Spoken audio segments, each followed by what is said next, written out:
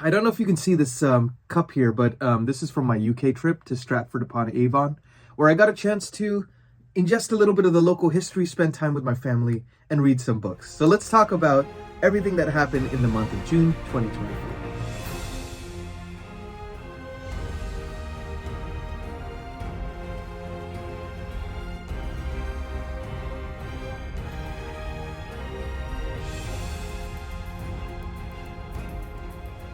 Hey everyone, welcome back to the channel. I'm Nick Hill with Shelf-Esteem. I'm a composer for film, television, and gaming, specializing in book adaptations, most recently on The Wheel of Time Season 2, His Dark Material Season 3, and also music for the Brent Weeks companion album to a series Lightbringer. So I wanted to take this time to talk a little bit about all the stuff that happened to me in June, both on the book front, on the music front, and then of course on the life front.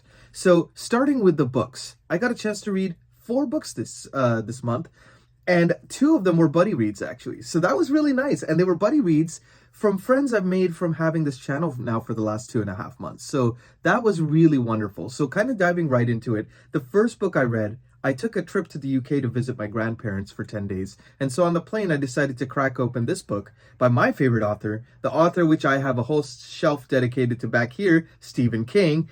And the book is Cujo. Check out that cover. I'm trying to make sure that it's not too shiny here for you all. But I just love this cover, and I'm going to keep showing it in every video that I mentioned Cujo, because it's just fantastic. I'm looking forward to getting a hardcover of this. You know, I've been trying to get as many hardcover first editions as I can of Stephen King's, like even if they're worn or anything, because it's just, there's a charm to those old covers, you know? So I read this one with John from Disquiet and Dragons. I'm linking his channel below as well. And I had such a blast with this book. I read through like half of it on the plane ride there to the UK, and then I kind of peppered it in through those few days that I was there. And we're going to do a talk actually on this book together, Disquiet and Dragons and I, on July 13th. So I'll keep you all posted on community post updates and things like that as it gets closer to that date. So I'm super excited to have my first conversation about books with another fellow booktuber, and that's going to be a lot of fun. So I'll keep you all posted on that. But just the long and short of this book was, it was brilliant. I did a top 10 Stephen King list, which I'm linking up here. And honestly, I could see myself updating that list, because this book was heartbreaking. It was poignant. It was vicious. It was brutal.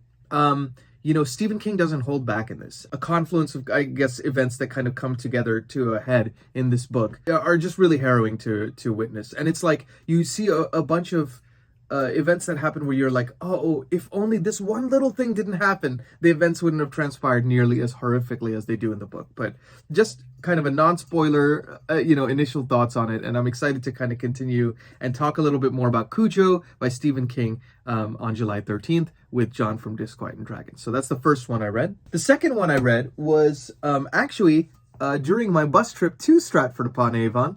I wanted to have something kind of smaller to read, so I'm not lugging a huge book on the bus. So I've been wanting to read Arthur C. Clarke for a while. And, I'd been told that this particular book is one of his greats. And so I figured, why not start with that? And that was Childhood's End. And to say this is great is an understatement. This is a book I've been thinking about since I've read it, and I get a feeling I'm going to be thinking about it for months to come. The implications of, what if instead of the typical alien contact story, where you see this malevolent presence that is there to take over the world and destroy the human population, and it's up to humans to fight back, right? Like, instead of that particular type of storyline, which you've seen in a lot of different things, what if it was a benevolent force? What if it was out to try to solve humanity's problems? And what would it cost us? So I was just really riveted by this book. It's both chilling and weirdly comforting, the implications of this book. I don't know if that makes sense, but I don't want to really spoil it too much, other than to say it's a quick read. It's maybe about 240 pages.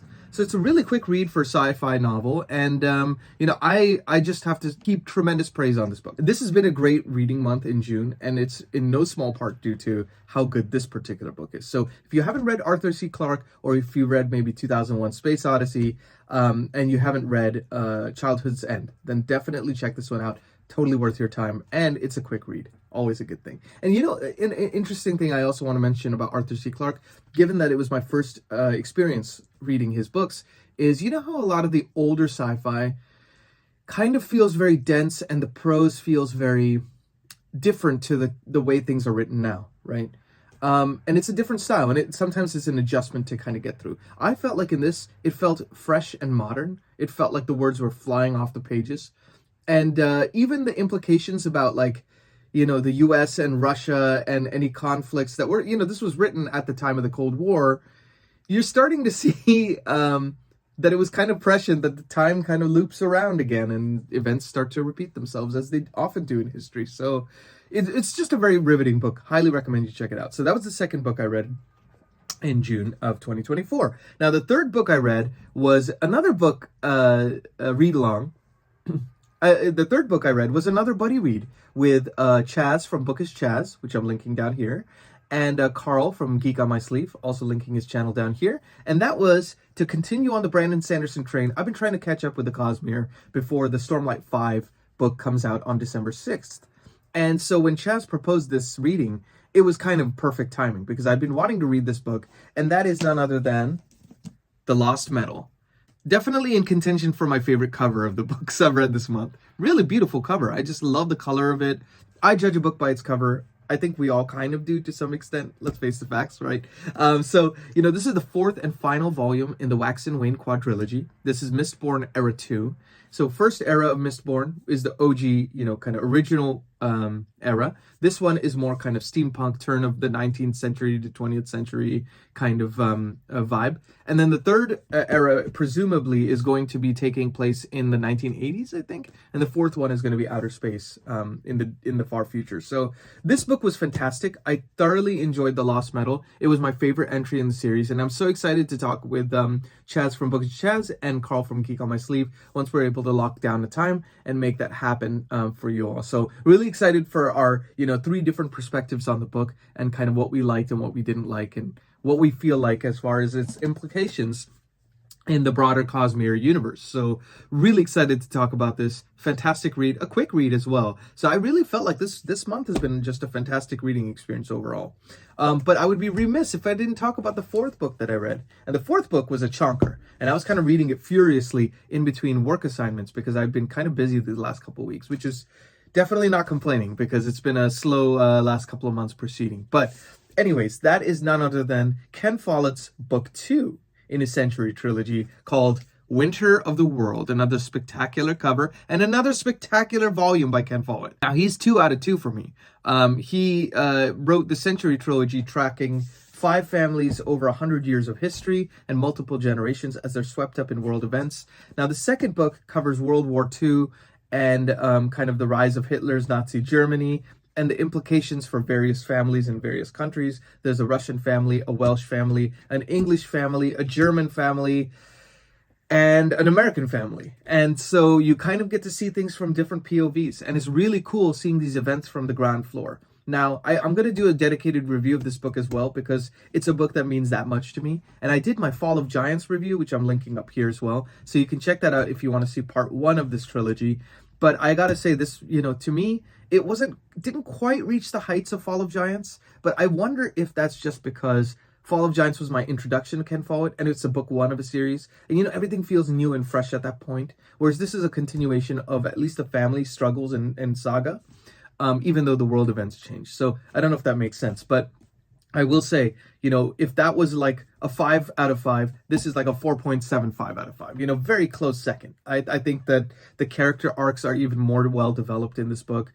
I think seeing, it's a much darker and more sinister book as well, because obviously of the events that are surrounding World War II and Nazi Germany is pretty harrowing to witness through the POV of these different families. So fantastic book. I am so glad I read it. It's a chonker. It's like 1,000 pages long. And I think the next one, Edge of Eternity, promises to be about that length as well. So I got my work cut out for me there.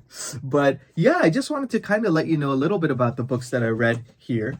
Now, as far as like my personal life, I got a chance to, I think I mentioned to you, go to the UK and visit my grandparents. And, they're in their 90s now. So every time you get to see them is a blessing. We don't get to see each other very often. Now they finally have, like, my aunt has FaceTime and stuff, so I can FaceTime with them, but they can't really hear as well anymore. And so it's just difficult to kind of like communicate with them in the same way that you can in person. So I was really grateful to be able to have that time and trip with them and to be able to read these books on the way. And on the music front, my score for Dead Whisper, it's a psychological horror film I scored, is going to be out this Friday. So I'm leaving, pre-order or pre-save links if you want to pre-save on Spotify. On the pre-order link, you can kind of listen to 30-second clips of the different tracks if you want to check it out. And if you want to support the channel, that's a great way to do so. I'm really excited because it's a theatrical release, the first film I've scored on my own completely that is a theatrical release, so that'll be out on July 5th as well. And then for people who can't see it in theaters, it will be on VOD July 9th as well. So I've been kind of ramping up with stuff on that front. I'm working on some music for an audio drama, helping a friend out on some cues. I'm orchestrating on a TV show right now. Actually, after I film this video, I'm gonna have to jump into that assignment. So everything is kind of pushed, crunch time has begun, and I'm going to try to get some reading in as I can. So it's a pretty, I've been working like 14 hours a day, 16 hours a day, and then trying to fit in reading. So it's been pretty intense, but coffee is my friend. And so with that, I bid you guys farewell until the next video. I'm Nick Hill with Shelf-Esteem. Please be good to yourselves. Please be good to each other. Please like and subscribe if you like this and you kind of like the kind of channel that I have and the content that I'm doing. And I want to make this a dialogue. So always please feel free to speak your mind in the comments, what you like, what you think could be better. And let's make it a dialogue and a continuing conversation so that I can continue to make this channel something that you enjoy and you want to keep watching. All right? So take care. Have a good one. I'll see you next time.